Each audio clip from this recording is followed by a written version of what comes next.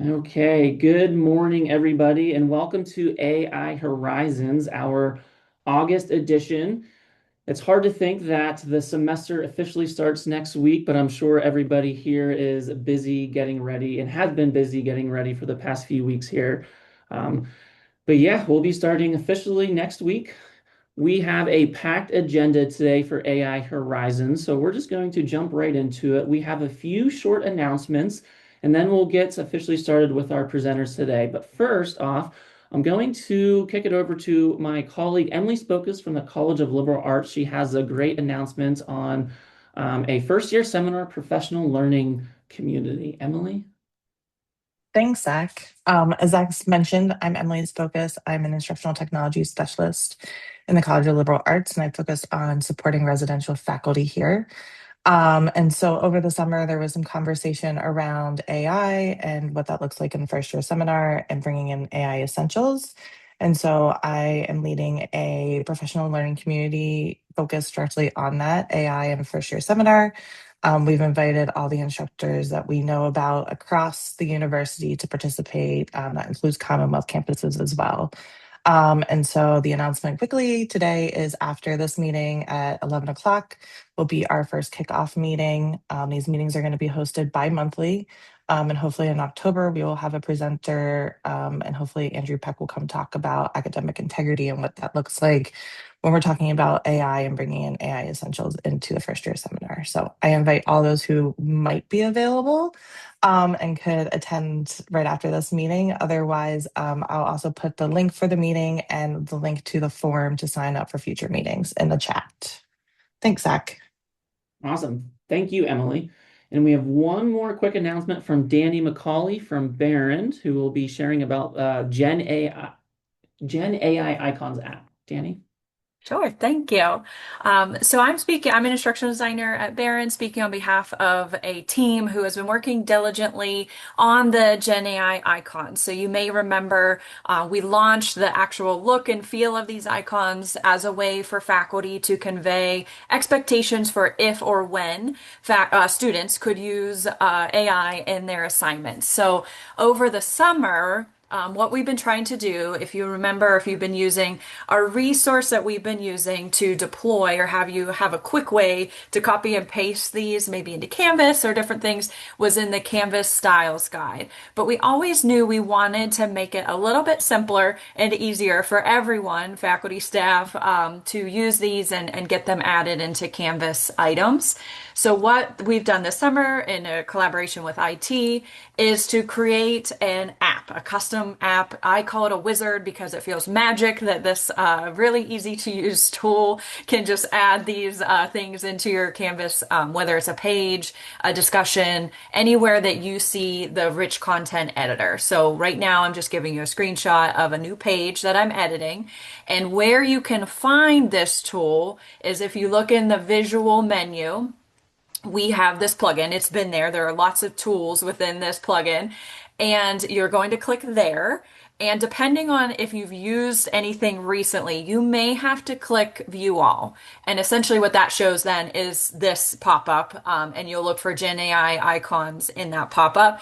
If you're like me, I've been playing or I use Kaltura embeds a lot. So you may have the tool also showing at that first click on the plugin. But again, if it's not here in this list, you'll just click View All and you're looking for Gen AI icons. We have our shield, showing that's a Penn State tool, custom developed. And from there, it should launch the wizard or the app. And you have two pathways forward. You can do the guided or self-directed, but essentially it just helps you walk through what level of AI use would you like to add to the item, how do you want it to display, and some other customizable options. And it just takes that information that you click through this guided app, and then it'll deploy and add that to your Canvas page as HTML that you can edit then very easily on the visual side of the text editor. So again, just real quick, showing you anytime you're editing a page, a discussion, you're looking for that plugin. option, and then go to the Gen AI icons, and it'll take you to the wizard. So that's our brief announcement. We will have more, more details in terms of instructions and things that will get out on like the ai.psu.edu website, but wanted to make sure everybody knew this was ready as you get things ready for your courses starting next week. So thank you so much for his time, and thank you, Zach, for allowing me to make this announcement. Absolutely. Thank you, Danny. And that's a very cool plugin, and I appreciate that the plug icon is actual a plug. I think that'll be easy to remember. Okay, so that is all the announcements we have. We are going to kick it over to our first presenter today, which is Dr. Sue Ganguli. She is an assistant professor of business from Penn State Lehigh Valley, and she will be talking today with us about the impact of faculty AI awareness project at her Lehigh Valley campus. So Dr. Sue, take it away.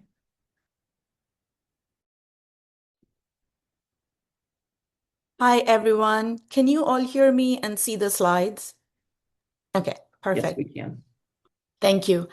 So good morning, everyone. And thanks to AI Horizons and to Zach for allowing me to share this experience and this project, which we have been working on for about a year and over the summer of this year.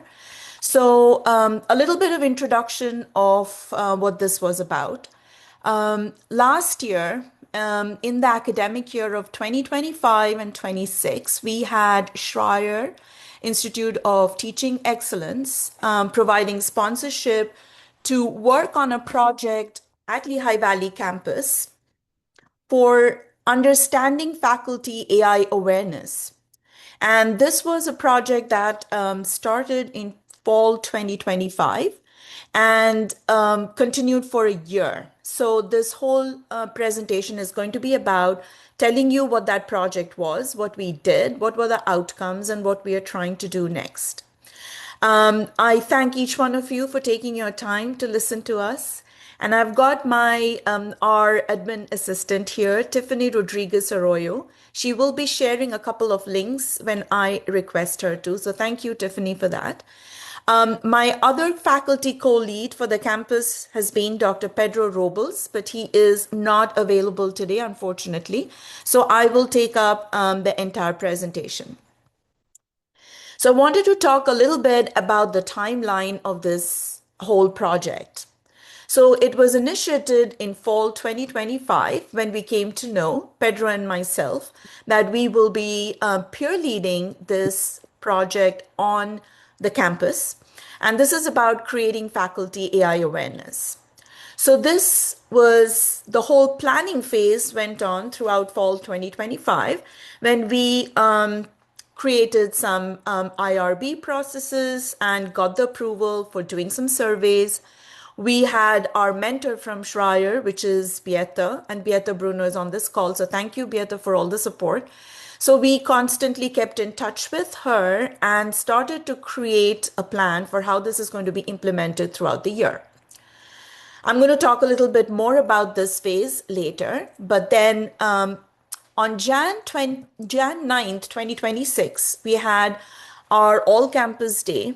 And on that day, our chancellor, Dr. Richardson from Lehigh Valley, basically created an entire day of thinking, collaborating, and working on how AI will look like in our campus. So that helped us to be able to move this project a little forward in a much faster process.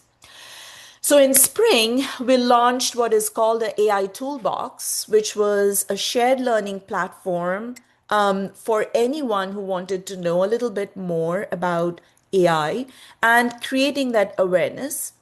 So we'll talk a little bit more about this.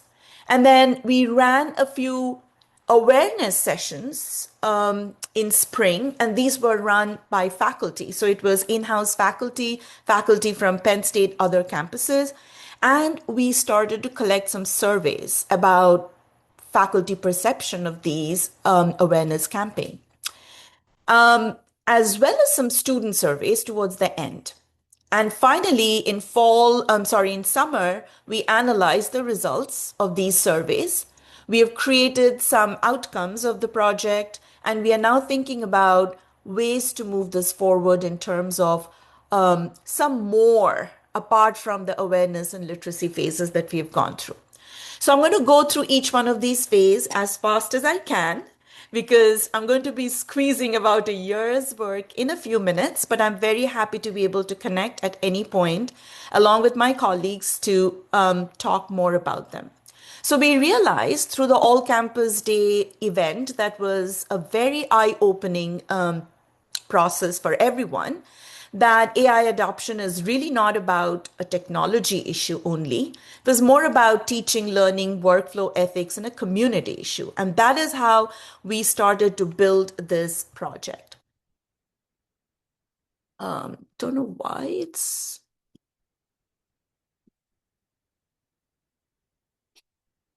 not able to. Sorry, it's got stuck.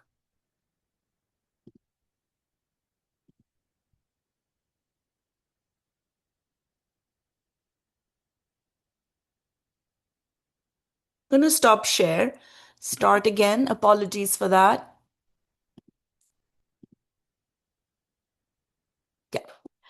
So, of course, we know that the importance of a university-wide direction is about connecting students, faculty, and staff, research, and operations around AI. And so we knew from the very beginning that this was something that is going to stay. We are going to work on it, and we are going to involve everyone in this whole process. So our All Campus Day event led by our chancellor actually made that very clear that everyone is going to be part of this whole exercise, not only faculty or students. So in this event, just to give you a little bit of the model that we used, we took a poll from everyone on campus, faculty and staff, about how they felt about AI at Penn State. How do they feel about AI in their workplace? How does AI look in their classrooms? And what is the conclusion from this discussion? Followed by two presentations, which me and Pedro did on general AI awareness and PSU specific awareness tools and literacy tools that are available. We had a faculty and staff panel AI discussion, and then we had a group activity followed by a recap. The thing that was very clear there was AI adoption works best when we all learn about it together. And that kind of set the stage for what we want to do in the next few months. So our Stratcoms was very kind and clever to create something called the AI Toolbox website. So if you go onto this, and I'm going to request Tiffany to give us the link so you can all look at it at your leisure or later. It's also on this slide. So basically on this toolbox page, we created a whole lot of resources for faculty, staff to be able to go back and look for any questions they may have. How did we build those resources? They're going to come in the next slide. So the website or the site was being prepared as we were going through the semester. So we chose faculty based on their interest in research to be able to come forward and take 8 consecutive sessions through a 16-week semester. We tried to spread them over 2 weeks, every 2 weeks having one of those sessions. So we started with AI literacy and academic integrity, followed by designing of AI resistant and assessments, followed by an university-wide current state of awareness led by faculty from Parent. And then we had AI literacy and digital privacy for us as teachers and educators, followed by how does it look in pedagogy when we want to introduce AI literacy for our students in assessments, followed by a general idea of how some faculty are utilizing generative AI in classroom research with undergrad students. Number 7th session was about how in business courses we are using human AI collaboration with development of prompts. And finally, it was by Dr. Wenpin from University Park Computer Science Department to talk about how AI is helping in research by faculty. So these were the 8 sessions, and as we went through these 8 sessions, we developed our AI Toolbox website.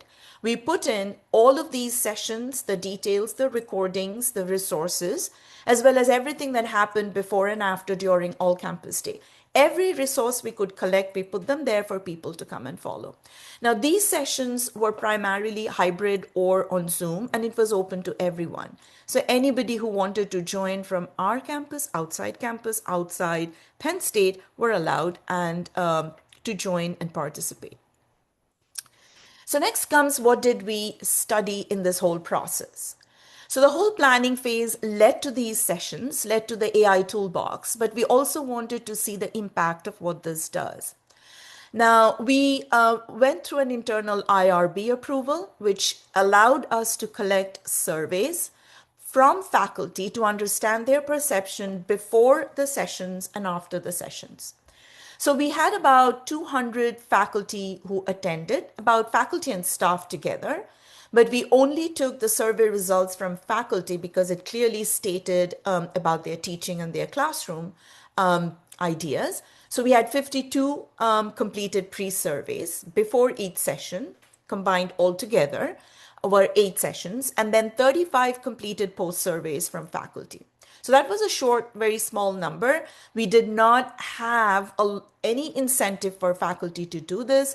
We had faculty very diversified from STEM, humanities, health, and business fields, pretty much how the campus is represented. And the study was basically trying to ask whether awareness sessions help them to think more about AI use in teaching. So we wanted to kind of see if the scope of this project was making us move from awareness to teaching. So some of the very few results, we had collected quite a few results. They're all currently have been produced, analyzed, and we have sent it to a journal for potential publication. But I'm just recording or reporting some of the very preliminary or important results. So basically, faculty reported AI familiarity, and these are the post-survey means that we collected in 3 categories. There are many other categories, but I'm reporting these 3. One of them being the comfort and familiarity with the AI tools. Second is better understanding of AI in teaching. And third is about comfort using AI in instruction. So the basic and the most important takeaway for us was that the awareness is extremely important and necessary, but is not a sufficient condition for faculty to feel comfortable to use AI in classroom instruction. So if you look at the means, post-survey means after the sessions, we found out that yes, there was a higher level of comfort, there was a better understanding of AI in teaching, but the comfort of using AI in instruction was the lowest, which meant that faculty may know about these tools, but still need time, examples, policies, and peer support before they can be confidently used in the classroom. And this was also from what they had written in the survey. So we had some feedback that they could write. I'm a little worried why this is not moving. So I'm going to share again. Apologies for this. So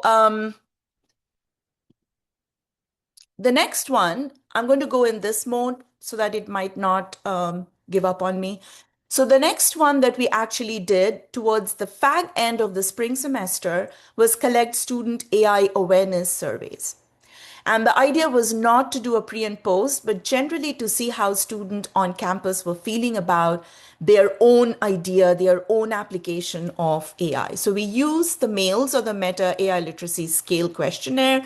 It's validated and available in different formats. So we use the shorter version, which is 14 questions, and we pulled together a whole number of courses, about 11 of them, from across the campus. So we had English, biology, physics, IST, securities course, business, and others. We had 152 students who participated. We had 122 completed surveys, which gave a slightly better number than before. And what did we find?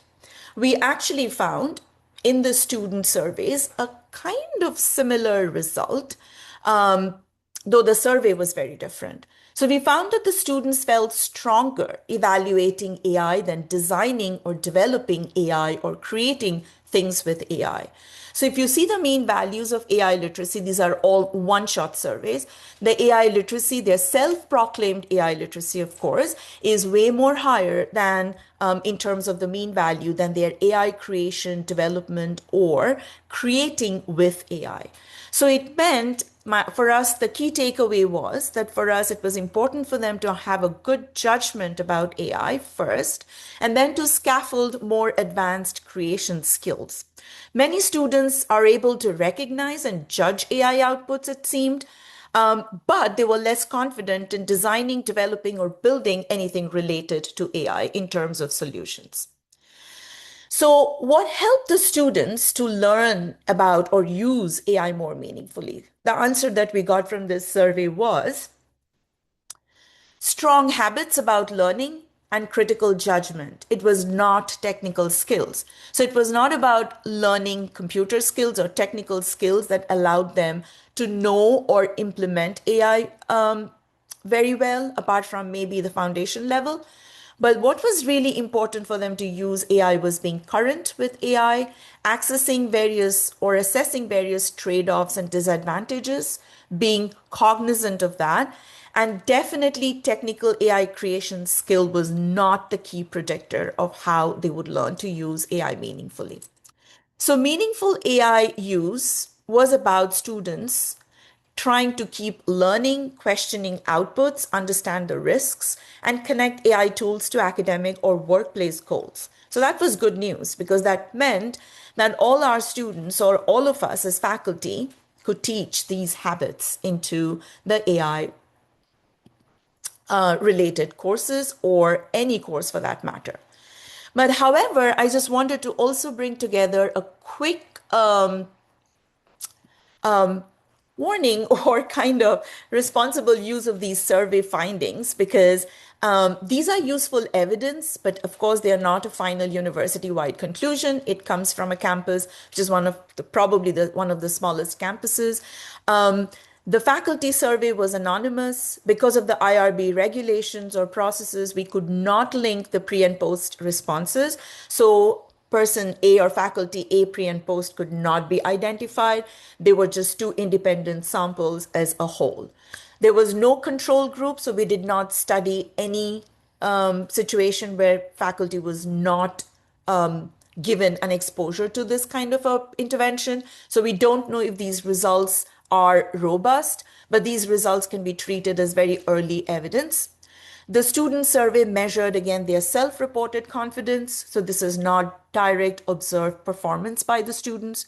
The value is pretty much practical. The patterns show where we can afford to give some more support to our students to make them work better. But this is by no means anything conclusive. So it's a very exploratory work based on a small campus survey. We can use these findings, however, to guide our conversation, but not to overclaim any of these results. So the next step that comes from here is more about trying to understand where we are, to see some of these indications, and to see where we can go from here in the next few months. So the four important conclusions from the two sides of the research, both faculty and student, was that it was important to question AI output from the AI critical literacy terms or to notice biases, and for each one of us, both faculty and student, to check our sources to protect privacy. It was also important for us to know that there was concern about reflective use. We need to help users, both faculty and students, to explain when AI helped, when it failed, and what human judgment can look like and how can it change things. The third important answer or important observation was instructional support. So supports like from AI tutors, templates, workshops, and guided practice can go a long way. And the last but not the least is about our sustained communities of practice. What we felt was when we opened these sessions, there was a lot of concerns, questions, and open and frank discussions that faculty felt safe to talk about. So we also noted that creating repeated spaces where faculty, staff, and students can learn from each other would be one of the best ways to take this forward. So again, AI integration is definitely not a one-time training or thing. It is really a campus learning system that we need to sort of work and build together over the years. So, based on what we have seen happen last year, which was a wonderful and a very eye opening experience for me personally, along with my co lead faculty, Dr. Robles, we then broke up this whole initiative into different parts. So, we now have about 3 or 4 faculty who are taking responsibilities of taking this forward in this academic year for the coming academic year. So, what we decided was we wanted to create strongly some communities of practice on our campus. We are now thinking about at least 2 sessions with faculty and staff that will enable them to think about what's going on, what are the practices that are coming out of faculty within Penn State Lehigh Valley or outside. So there was an info and QA session with AI Creative Labs coming up, and we've also got a session with Christopher Quinn, an instructional designer in SMEAL's e-learning design and innovation group. So these are the 2 that have been kind of slotted for this semester, and we haven't planned next, but planning at least 2 every semester where people will come around, talk, discuss, and learn. But there's also a very regular research and writing group only based on AI that is starting from September 10th on campus and will carry on every semester over the semester for 3 months, hopefully. Once a week, Thursdays between 10 a.m. and noon, 2 hours where we will come together as a group, anybody who's interested, to work on AI for research, student pedagogy research, discipline-based research. We'll work together, we'll report whatever our challenges are, and we'll keep trying recording these activities over semester to see how it goes. We are also very open to opening this up across campuses, but right now it is only for our faculty, whoever is interested. So the 3 key takeaways for our campus are essentially that awareness must become guided practice. Awareness has not led faculty to be comfortable or confident about AI use in the classroom. So that is where our next step is. Students need both AI judgment and definitely scaffolded creation skills. Shared campus resources can reduce duplication, and it helped a lot in increasing responsible adoption. People were very happy to find everything in one place on our toolbox. So what is one, I was going to ask this to each one of you, but I guess I have no time to do that. So you might want to think about what is one AI skill or support structure your campus needs, and it would have been a nice discussion for us and a learning for us. So I would like to acknowledge a lot of help that came across Schreier Institute for Teaching Excellence, especially to Dr. Beata Bruno, who's been our mentor for over a year, Dr. Richardson for her constant support, Anibal Torres, our DAA, for giving us a complete freedom in doing the project we wanted to, Dr. Laura Cruz for helping us with the mails survey and helping us with the research, and Tiffany Rodriguez Arroyo, my sole helpful hands in every event that we have been doing. So thank you, Tiffany. So this is a reference in case you are interested to look into the mails survey.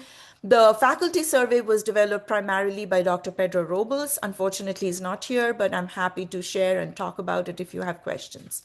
But this is the reference, which is the mail survey, and I'm happy to share that as well. I am 1 minute over time. So thank you very much for your time and patience. Dr. Sue, that was fantastic. And your timing was amazing too.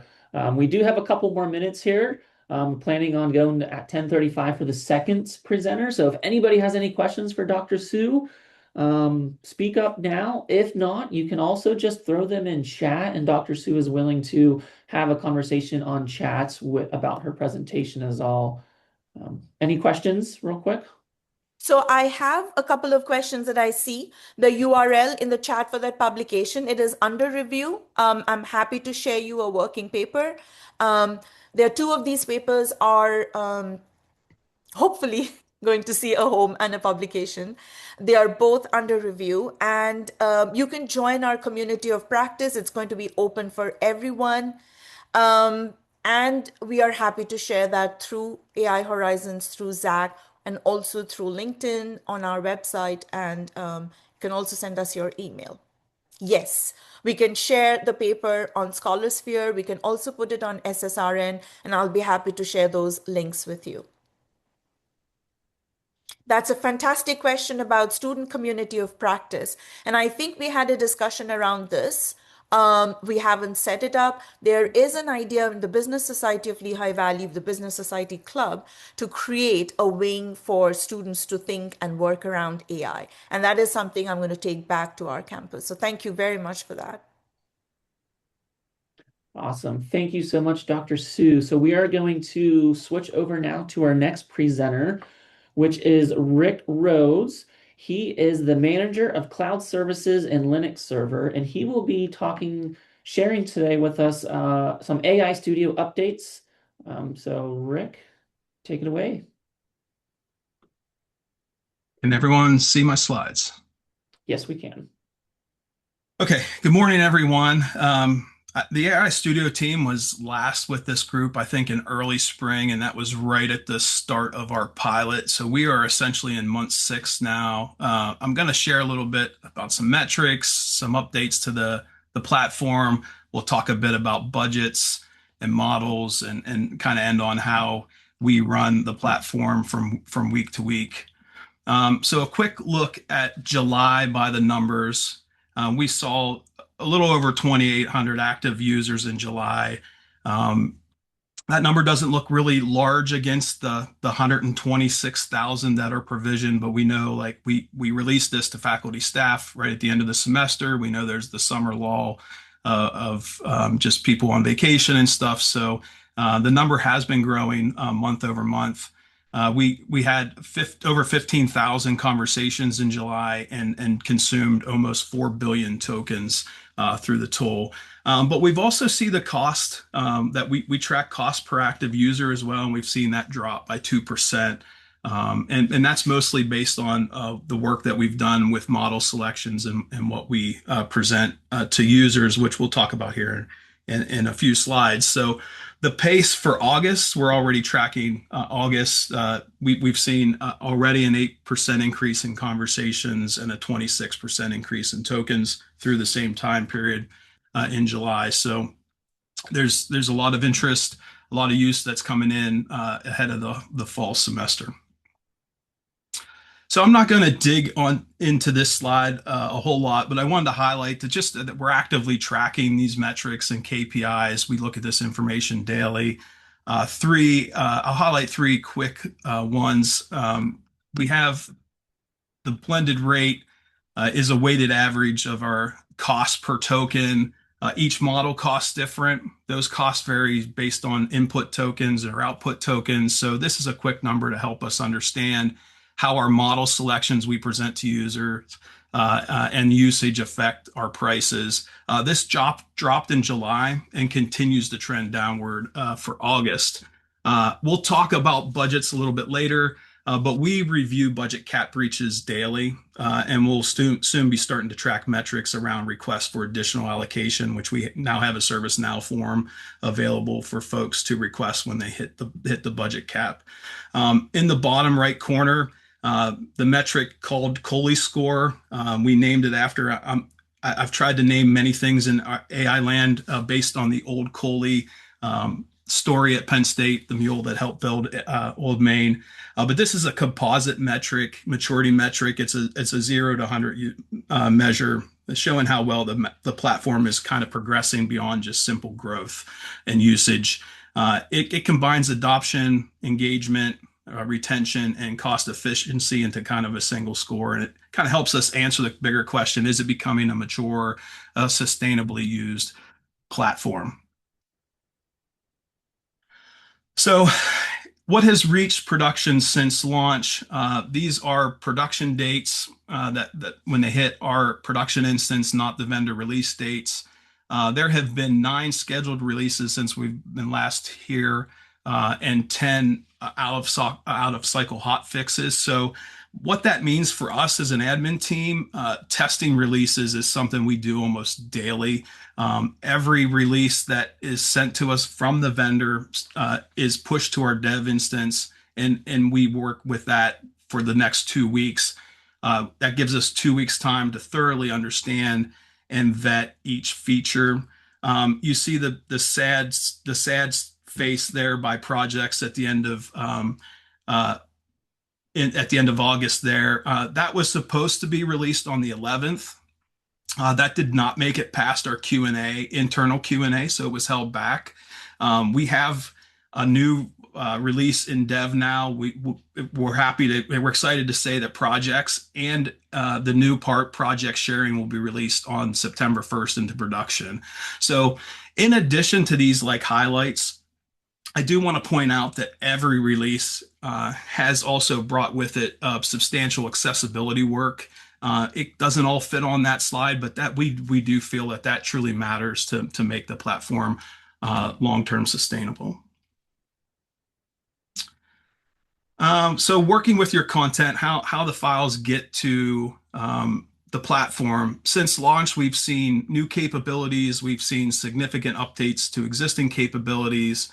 So one of them, the first one, the vendor has introduced a SharePoint and OneDrive file importer that can pull a point-in-time snapshot of a file into OneChat or agents. There is similar functionality on the Canvas side, and we have heard an awful lot of feedback on the Canvas file selector since its announcement in the Canvas channels. We do have an updated KB article around the Canvas file picker with the documented steps that you can take to either enable or disable this functionality in the course. I know there's some Canvas folks here, and we can probably answer some questions on that. I believe that's off by default for classes. So drag and drop has also been introduced recently. I was not a fan of the file selector, and that's kind of the quick and easy way to get files into OneChat and be able to chat with it. So once a file is added, the data and file tools, which were previously known as Code Interpreter, has been updated to support the Claude models since we launched. That was actually probably one of the biggest file complaints that we've had early on. And it's now also enabled by default, which has been a pain point for a lot of our users as well, as you're trying to generate documents and such within the tool. We've also seen a lot of bug fixes, particularly around large attachments. So skills, I feel skills is one of the most important releases we've seen in the platform. It has opened up a ton of new functionality for us as an admin team. They are basically reusable instructions that can be applied across all your conversations. They come in two flavors. There's personal skills, which only you can see and use. And then there's organizational skills that can be enabled to use for all users. The best part of skills is the tokens only count when they're actually applied. And when it is applied, it's based on your when to use description that you define when building the skill. So one way that we as an admin team are using organizational skills is to provide Penn State resources when it determines that someone may be in distress. So we are finalizing a couple organizational skills that we hope will be available by the start of the semester next week. And so, for example, if someone is trying to talk to AI Studio about self-harm or group harm, we want to provide Penn State tailored resources to support them. And whether that's, first off, most of it is call 911 if you're in a bad situation in the moment. But there's also, if you're not in that kind of in the moment crisis, there's also more, offline resources that people can talk to. So we want to provide those when the AI Studio determines that someone could be in that position. So I just threw a slide together to have some sample skills that I have made for myself and I use today, just to give you some idea of some use cases here. I have one that I have that's called output discipline. I tend to find AI models tend to be pretty verbose. They can like repeat stuff in output. And the way AI Studio works, output ultimately leads to input tokens if you're having continued turns through the conversation. So I have one that kind of trims down output, tells like just get me to the actual answer, don't repeat, cut the filler, that type of stuff. So I have a couple skills that focus on Penn State visual identity out of the brand book and institutional voice. So if I'm creating documents, more official documents, or writing official emails, I tend to use those skills in that moment. I have an uncertainty discipline one that make sure it cites facts when it's giving me answers, so I'm ensuring it's not hallucinating anything. We have multiple tools available to us at Penn State. Sometimes I move conversations between tools if I feel like this use case is better for one tool or another. So I have a conversation handoff that will kind of summarize the conversation and give me a single document that I can take to the next tool. And then in IT, we write a lot of ServiceNow KBs. So I have a ServiceNow skill that kind of cleans up that content and allows me a quick, clean HTML to put into a ServiceNow KB article. Artifacts, they are live rendering of generated code or content. We've seen this get added to the platform and kind of grow up in the past few releases. I think May saw its initial release. Sharing was enabled in June. And now in July, a dedicated location in the navigation pane was added. We also know that collaborative artifacts are coming in the next, probably not this release, but probably the next release. So that's coming soon in one of the next few releases.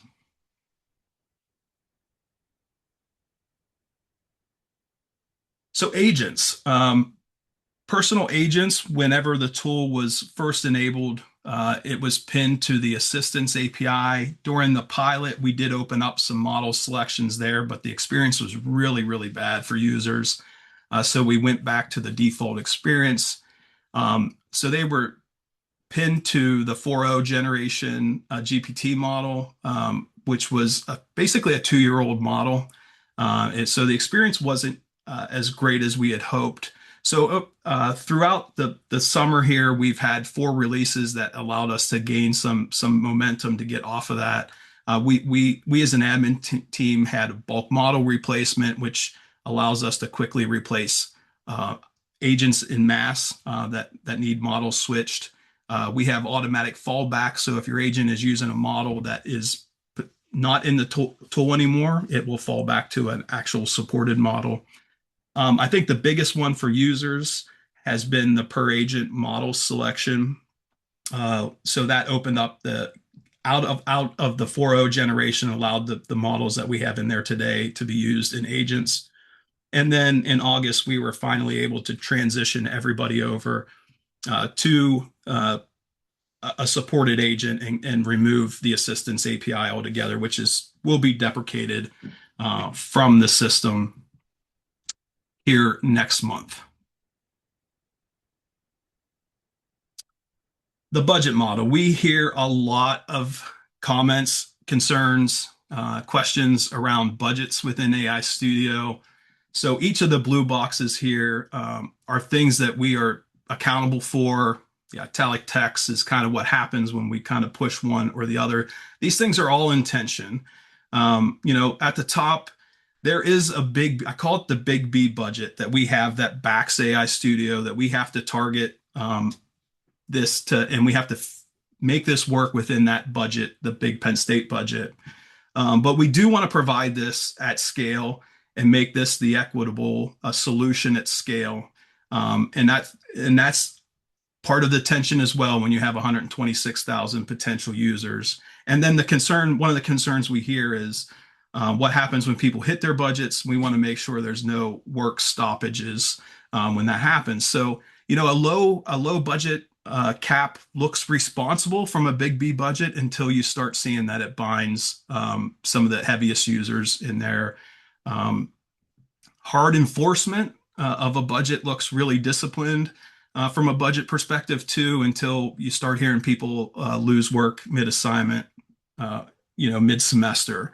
And then providing like really generous limits looks great. I've been an advocate for generous limits, but that pushes the big B budget ceiling a bit higher. So we're working through this constantly. We talk about budgets constantly. They are all in tension here. Um, One of the biggest issues that we've had with all the AI tools as we're rolling out is we don't have data. Like most of the data we're seeing is new data. So um, from a budget perspective, with it being summer, we have some faculty staff data. We have very limited student data. So we'll be monitoring this through the fall semester as students get access and begin using the tool. So let's talk a little bit about models. Since we were first here in spring, we have deployed over 13 models. We've retired 6 since that time. I think the message here for this group is that this will be the constant struggle in the AI landscape, the AI studio landscape, as models will be changing constantly. We will have to update the catalog when appropriate, and changes will be almost constant for agents. So we're trying our best to control that where we can. And so that leads us to where we're at with the fall model lineup. These were effective August 11th. We have 7 models in one chat. We have 5 impersonal agents. The Google models aren't impersonal agents given because of some limitations in functionality. But what I want to hit on here, I think one of the most important things is the continuity rule. We want to make sure that your work doesn't change that you have set up at the beginning of the semester. So we're trying our best to lock in models at the start of each semester, and we want to ensure that we don't remove any of these models until the end of the semester. If there's a reason to add models, if a new model emerges that makes sense to add to the tool, we will potentially add them in the semester, but we want to make sure any agents and assignments that you're doing within the tool stay the same throughout the semester. And I do want to point out here, when we talk about budgets, one of our biggest levers as an admin team to affect not only the big B budget that we have backing this tool, but every user budget is the default model. And in this case, in the fall, we have the 5.6 Luna, which is at a significant cheaper price point. And you can see, we have the relative cost here. If Luna's the baseline, you can see these other ones cost significantly more. So our recommendation to everyone who's building agents is always start with Luna for the fall, and unless you need to move to one of the others, it will save you a significant portion of your budget as you're using agents. And it is a very capable model as well. And then we'll hit real quick here how we run the platform. We have a weekly operations meeting. This is the meeting where all of the things that we just talked about are decided. Nothing ships on this platform without cross-functional review. And this meeting is where all the features, we have security reviews, we talk about costs and budgets, and we work on communications through this meeting. We have, I think, a pretty good cross-section of people and representation there. And so it's a learning experience. We have been learning through this operations meeting as well, and pivoting where we need to, particularly on the communication side, as we learn more and more how people are using this tool and how they want to be informed on changes. So here's just a little quick slide about kind of some highlights from the vendor's roadmap. I mentioned products will be a next release. Collaborative artifacts are on the horizon. There's some context compaction if you're because AI Studio can be very input token heavy. So there's some opportunities there. We're testing in this release as well. Chat memories coming soon. Uh, in-app notifications, we have asked the vendor numerous times to give us better budget visibility, not just when people hit their budget, but whenever they're getting close. That's going to be the foundation for that work that they're doing there. We've seen a preview of the agent builder with AI assistance. That is going to be an incredible feature. I think that will make agent building so much easier for folks. And then me personally, I'm looking forward. It's later, which means a much later quarter, but I'm looking forward to the mobile app. I tend to do a lot of AI studio type work sitting on my couch while watching TV at night. So I'm looking forward to the mobile app as well. So I'll leave this slide up here. Feel free, like we have a survey. The QR code will take you to the survey. We love hearing the feedback. Good, bad, ugly. We want to hear it all. And that helps us do better from a operation standpoint and how this tool is used and understand your use cases better. So thank you. Thanks, Rick. Looks like we have a few questions in chat if you want to start there. Just going in order. If I miss one, let me know. But it looks like Michael Cooper, did you say you'd share those skills? I think referring back to a few slides when you were talking about skills. Yeah, I could certainly share them. I can bundle some of them up and show you how they work. I'll be honest, the very first thing I think the best way to build skills um, is to let AI help you build them. Give them the parameters of, there's a description and I need a body that's this big. And tell the AI your role and ask it to, that's how I built my skills. I said, hey, I'm this role at Penn State and, help me build some skills. And it helped me work through some of that process. But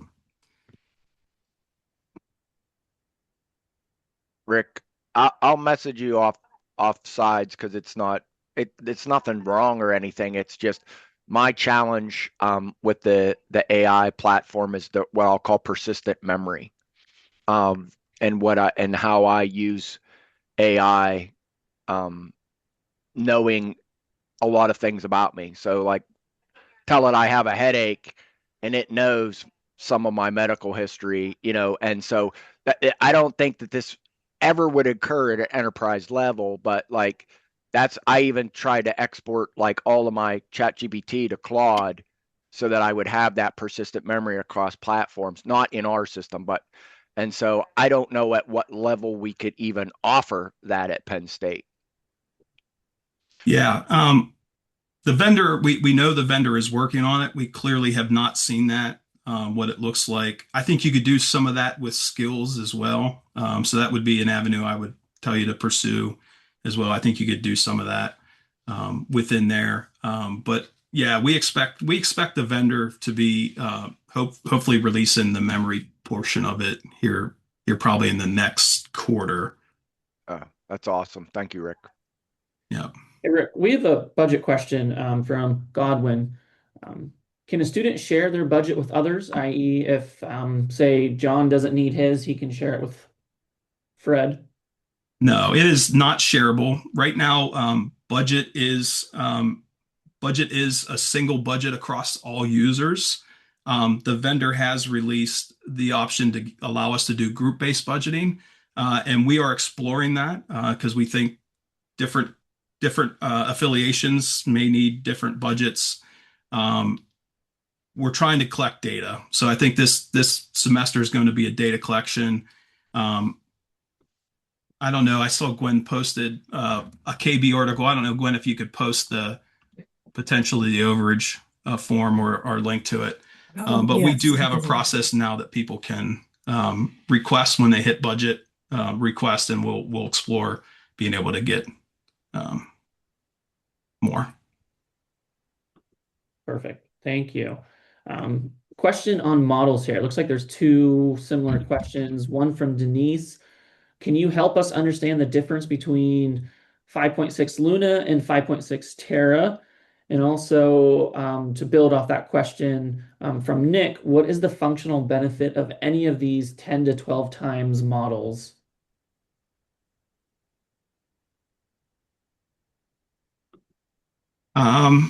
Well, so I think it's tends to be described Terra is like the mid-tier kind of workforce in the Chat GPT family. Luna tends to be the fastest and lightest. It's certainly the cheapest model from a budget perspective, so it tends to be optimized for high volume stuff. We my suggestion, I use Luna all the time. That's kind of my go-to model. I think it depends on your use case. So that's where it's a struggle to kind of tell people like what model to use, but my default is try the cheaper model. And you can see that now with in the tool with the efficiency leaves. But that is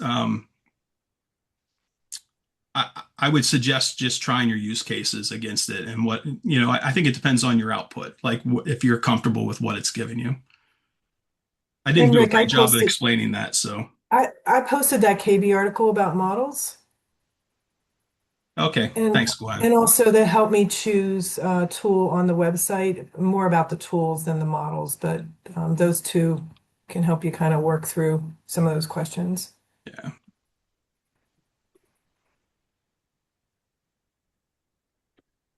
Awesome. Okay.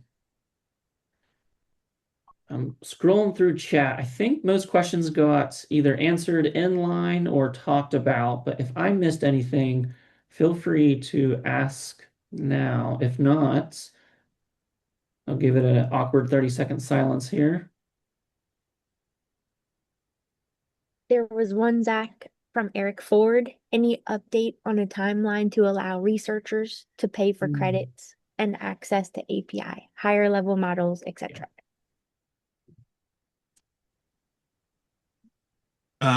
So we are actively working on that. Within AI Studio, being able to purchase additional budget via funds, that capability didn't actually hit the platform. The group-based budgeting is what gives us that ability. And that didn't hit the platform until August 11th. So it's relatively new add into the tool that we're trying to get. We know there's interest there to do that. On the API front, we are actively exploring multiple options. Our first option was a product called Portkey. We've had some struggles. That product was recently purchased by Palo Alto, a company called Palo Alto, and we've had some struggles getting them to respond to us. So some of it's been outside of our control, but we are exploring other options at this point and hope to have, we certainly hope to have a centralized API solution by the end of the year at the latest, hopefully sooner. But yeah, we are actively working on getting paid tiers within AI Studio.